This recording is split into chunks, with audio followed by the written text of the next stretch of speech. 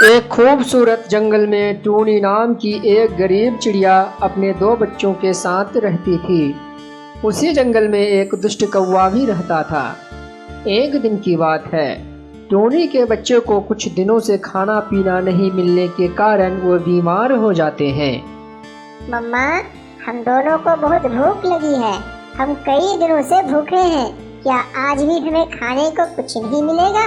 अगर हम दोनों को कुछ खाने नहीं मिला तो हम तो ऐसे मर जाएंगे। क्या करूं मेरे बच्चे?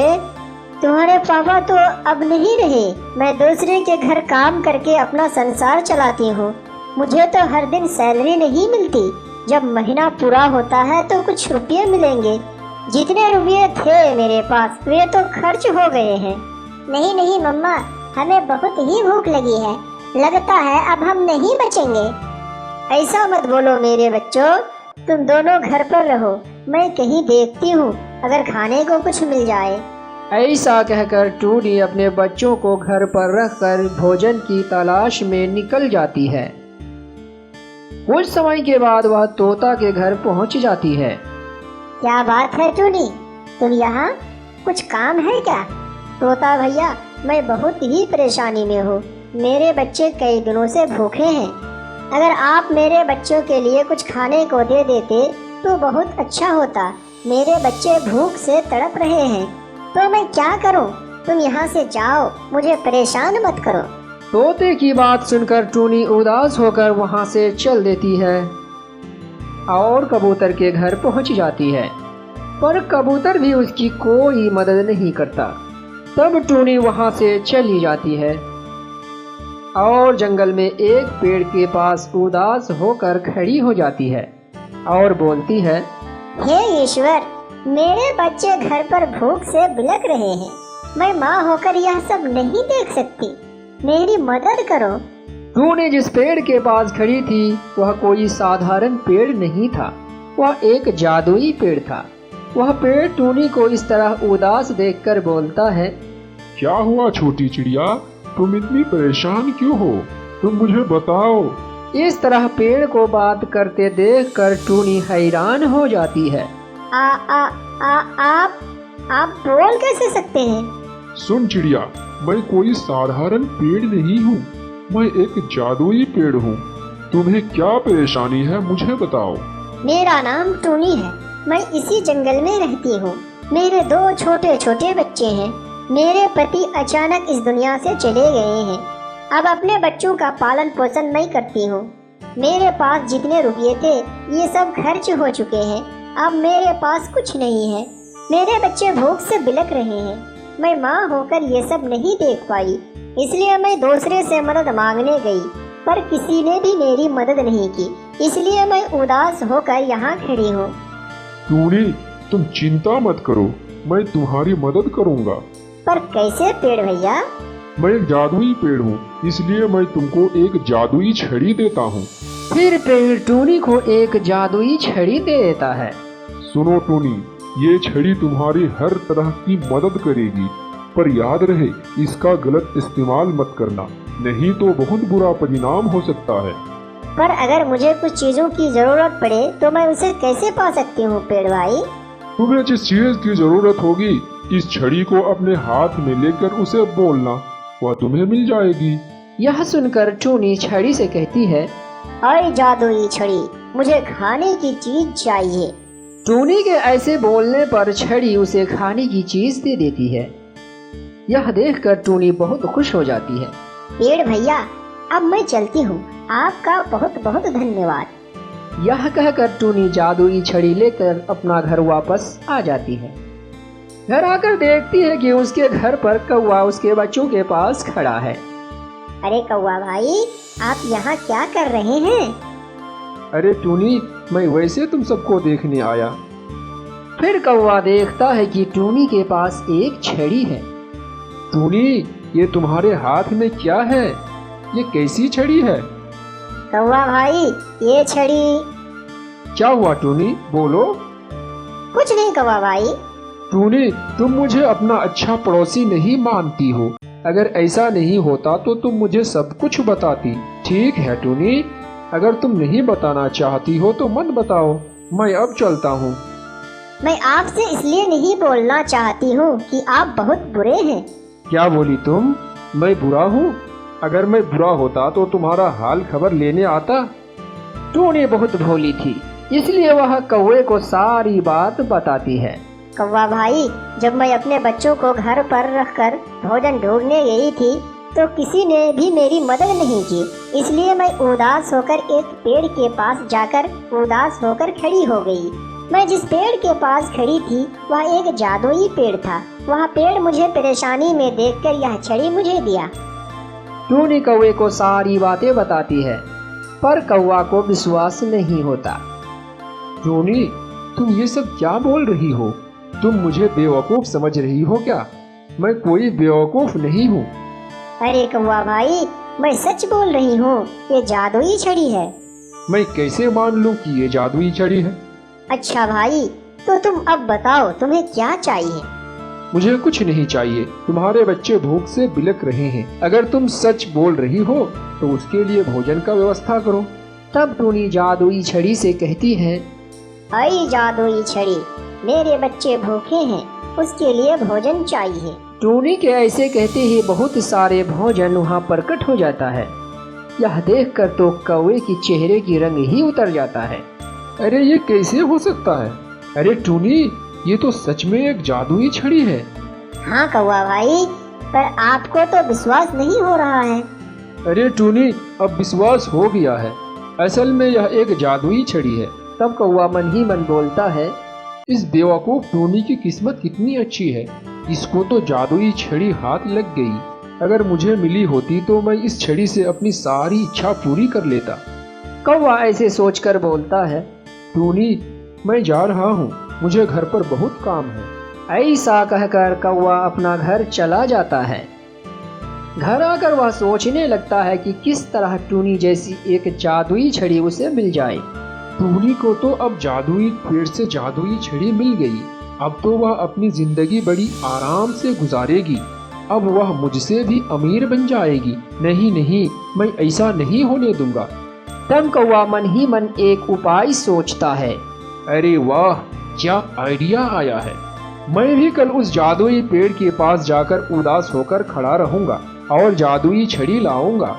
फिर सुबह कौवा उस जादुई पेड़ की तरफ रवाना हो जाता है। टूनी जो कुछ उस पेड़ के सामने बोली थी वह सब याद करते हुए कौवा उस पेड़ के पास आ जाता है। टूनी जो बोली थी, लगता है यही वह पेड़ है। अब देर करके कोई फायदा नहीं, अब अपना काम शुरू करता हूँ। ऐसा कहकर कौवा उदास होकर उस पेड़ के पास खड़ा हो जाता है। पेड़ कौवा को इस तरह खड़ा देखकर कहता है, अरे ये तो कौवा है। अरे कौवा, तुम यहाँ उदास होकर क्यों खड़ा है? इस तरह पेड़ को बोलते देखकर कौवा मन ही मन बोलता है, हाँ, यही वह जादुई पेड़ है। क्या हुआ कौवा, चुप क्यों हो? कुछ बोल क्यों नहीं रहे हो?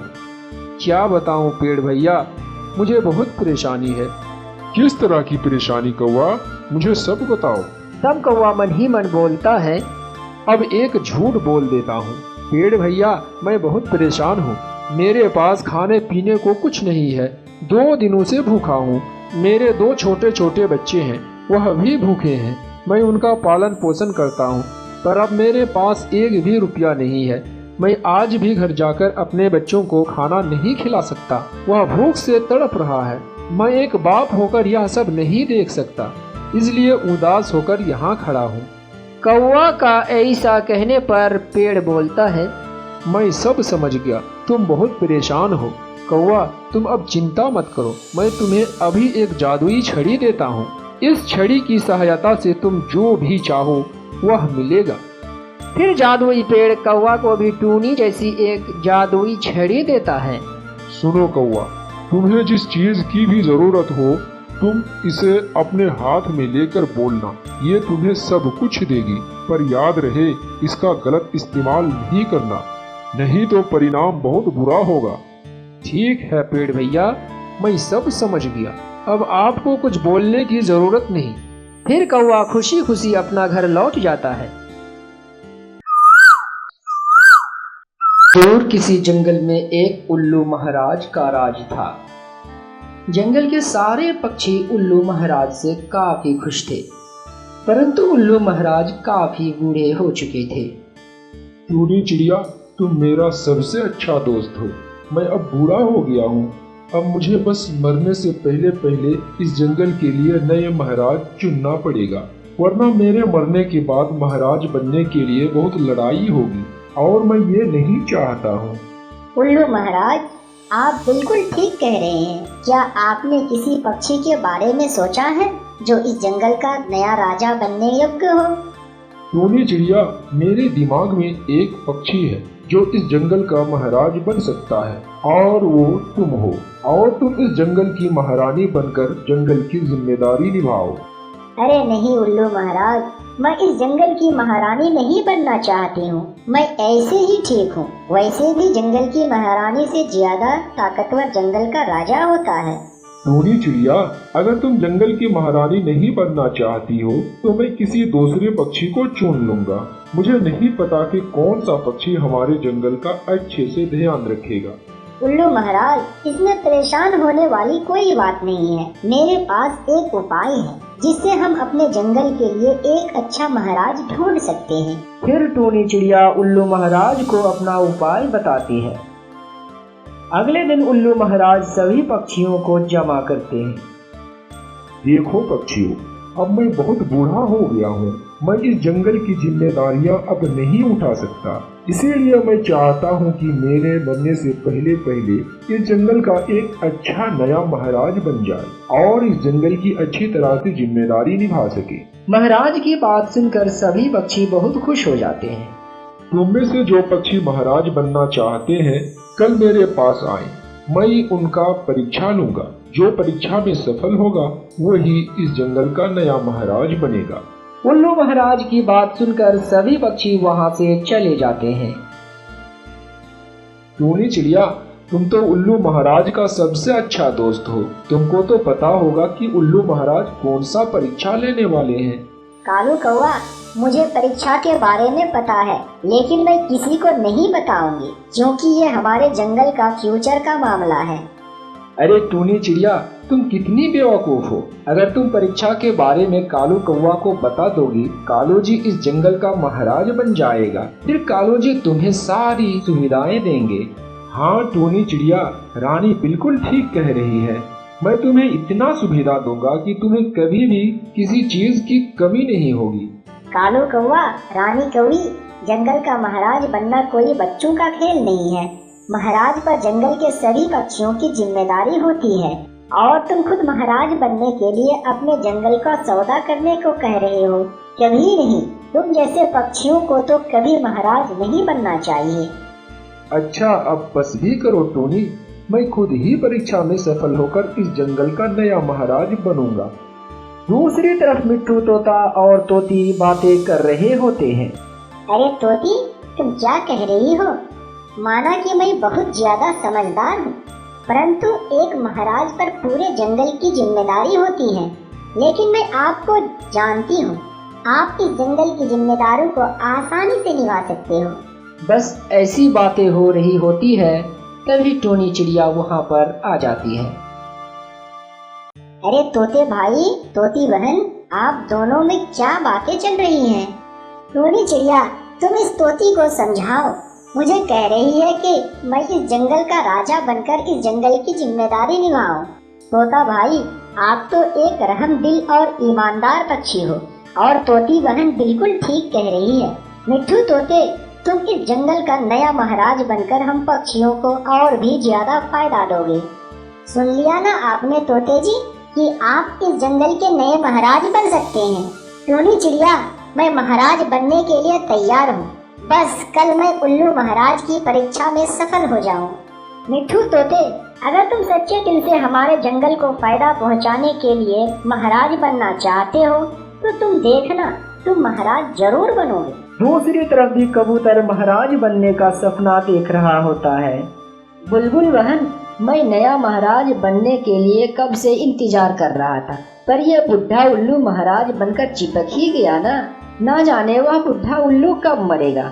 ऐसे मत बोलो कबूतर, उल्लू महाराज हमारे जंगल के बहुत अच्छे महाराज हैं। बुलबुल बहन, अगर तुम्हें बहुत ज्यादा अमीर बनना है तो तुम्हें यही सोचना पड़ेगा कि इस जंगल का नया महाराज तो ये कबूतर ही बनेगा। अरे नहीं कबूतर भाई, आप देखना जंगल के नए महाराज तो आप ही बनेंगे। फिर अगले दिन कालू कौवा, मिट्ठू तोता और कबूतर महाराज बनने के लिए आ जाते हैं। महाराज, बस यही 3 पक्षी है जो हमारे इस जंगल के नए महाराज बनना चाहते हैं।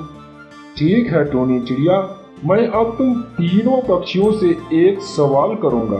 मुझे इस सवाल का सही जवाब चाहिए। तो मेरा पहला सवाल है, बताओ पक्षियों, तुम महाराज क्यों बनना चाहते हो? महाराज, मैं महाराज इसलिए बनना चाहता हूँ कि मैं अपने परिवार को अच्छा भोजन खिला सकूँ, हमारी इज्जत बढ़े और पूरे जंगल में ही मैं ही शक्तिशाली पक्षी बनूं। ठीक है कबूतर, अब तुम बताओ। उल्लू महाराज, मैं भी महाराज बनकर अपने परिवार का अच्छा ख्याल रखूंगा और मैं सबसे ज्यादा अमीर होना चाहता हूँ। उल्लू महाराज, मैं कालू कौवा और कबूतर की तरह कभी नहीं करूँगा। मैं सबसे पहले महाराज बनकर सभी पक्षियों का ध्यान रखूंगा और सबसे पहले मैं पक्षियों को भोजन दूंगा और बाद में जो भोजन बचेगा वह मैं अपने परिवार को दूंगा। और अगर भोजन नहीं बचा तो मेरा परिवार एक दिन भूखा ही रह लेगा, लेकिन मेरा वादा है कि मैं इस जंगल के पक्षियों को कभी भूखा नहीं रहने दूंगा। उल्लू महाराज मिट्ठू तोते की बात सुनकर बहुत ही ज्यादा खुश हो जाते हैं। ठीक है पक्षियों, अब मेरी आखिरी परीक्षा है। उस परीक्षा में जो पास हुआ वही जंगल का नया महाराज होगा। टूनी चिड़िया, 3 भोजन से भरी पोटलियां मंगवाई जाए। फिर टूनी चिड़िया 3 भोजन से भरी पोटलियां लेकर आती है। पक्षियों, इस राजमहल में जो तुम्हें सबसे कीमती लग रही है वह तुम ले लो। पोटलियों में बहुत सारे भोजन देखकर कालू कौवा और कबूतर लालच में आ जाते हैं और फिर दोनों एक एक पोटली ले लेता है। मिट्ठू तोते, क्या तुम भोजन से भरे पोटली नहीं लोगे? उल्लू महाराज, टूनी चिड़िया, इस पोटली का भोजन एक ना एक दिन खत्म हो जाएगा, तो फिर यह कीमती कैसे हुआ? महाराज, इस जंगल में सबसे कीमती चीज है। महाराज, इस महल में सबसे कीमती चीज तो आप हैं, इसलिए मैं आपको चुनता हूँ। आप भले ही बूढ़ा हो चुके हैं, परंतु आप हमारे जंगल के सबसे कीमती चीज हो। क्या आपके होते हुए चीलों ने कभी जंगल पर हमला किया है? क्या हमें ये भोजन चीलों से बचा सकता है? नहीं ना, तो फिर ये कीमती कैसे हुआ? कीमती तो हमारे उल्लू महाराज हैं, तभी तो ये हमारी बड़ी मुसीबत से बचाते आए हैं। इसलिए उल्लू महाराज, मैं आपको चुनता हूँ।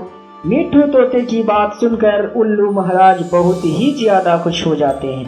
थोड़ी देर बाद महाराज जंगल के सभी पक्षियों को जमा कर लेते हैं। पक्षियों, टूनी चिड़िया का आइडिया काम कर गया और आज मैंने जंगल का नया महाराज चुन लिया है। पक्षियों, आज से हमारा नया महाराज ये मिट्ठू तोता है, क्योंकि वह अपने से ज्यादा हम पक्षियों के बारे में सोचता है। फिर सभी पक्षी मिट्ठू के महाराज बनने पर खुश हो जाते हैं और कौवा और कबूतर बहुत ज्यादा जलते हैं और अपने बेवकूफ़ी पर पछताते हैं। दोस्तों, अगर वीडियो अच्छी लगी हो तो वीडियो को लाइक कर दें और चैनल में पहली बार आए हैं तो चैनल को सब्सक्राइब कर दें और साथ ही साथ बेल आइकन को भी प्रेस कर दें ताकि वीडियो का नोटिफिकेशन आप तक सबसे पहले पहुंच पाए। Thank you.